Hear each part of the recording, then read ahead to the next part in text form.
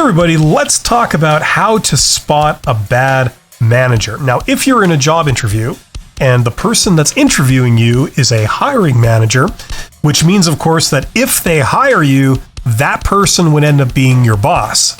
Okay, that's what a hiring manager is, as opposed to a recruiter.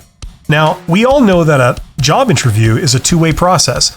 They are obviously assessing and judging you, but in return, you are also assessing and judging them. And this is very real. And the reason why it's real is because there's no point to getting a job if the job has a toxic environment with a horrible, abusive boss that only leads to you having mental health issues and ultimately you quitting very, very soon. There doesn't seem to be a lot of point in getting a job like that. It's going to do much more harm than good.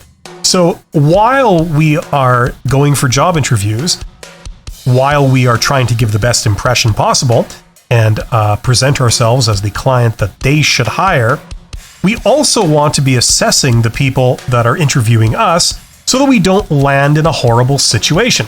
Now, here's an article written by a couple of people on LinkedIn, okay?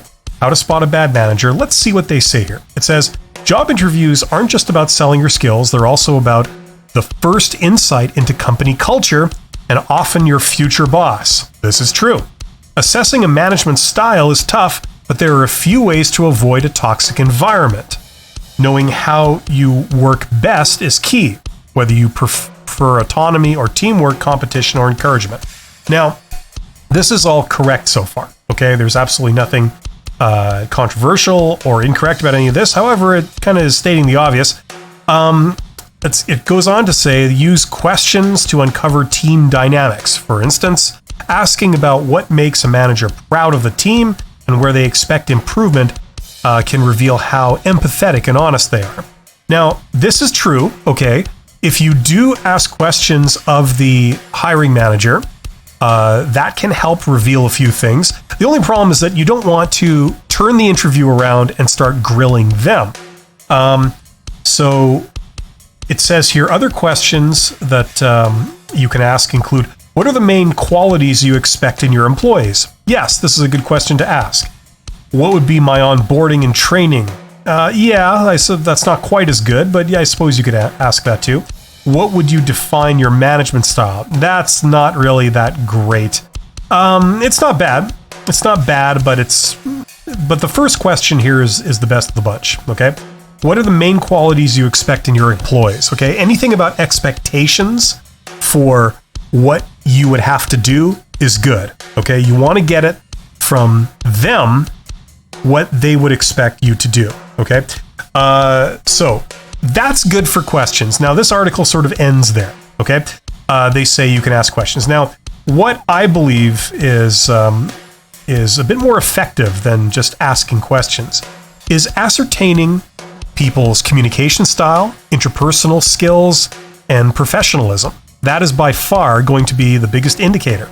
If the interviewer, the hiring manager, if they make you feel uncomfortable due to a lack of social skills or communication skills or protocol, that is going to be a red flag.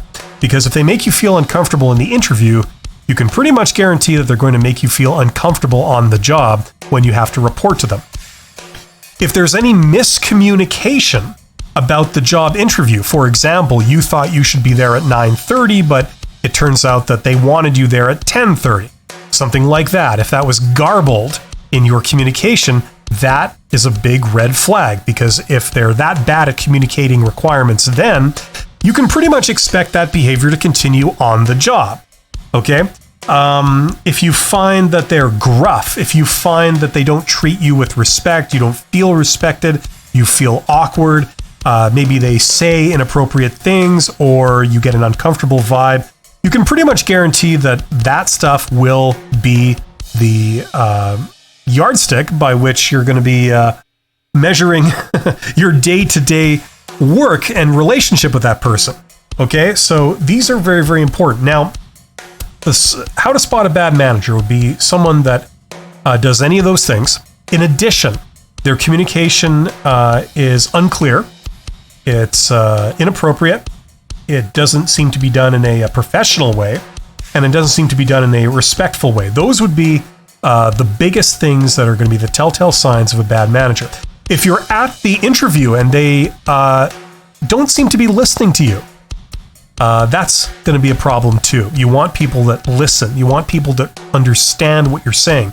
For example, if you give an answer to a job interview question where you explain something from your past, or you explain that you have a certain skill or a certain qualification, and then a moment later they ask you another question that tends to indicate that they didn't really listen to what you said previously, and they ask you the same thing again, that's going to be a red flag too.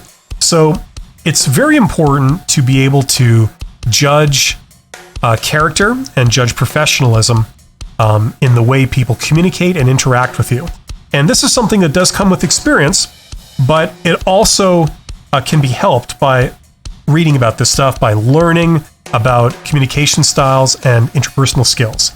Okay, so for that reason, I would encourage you, if you do want to get really good at this, you can do what they follow in this article, and you can ask questions. In particular, this first question would be a great question to ask.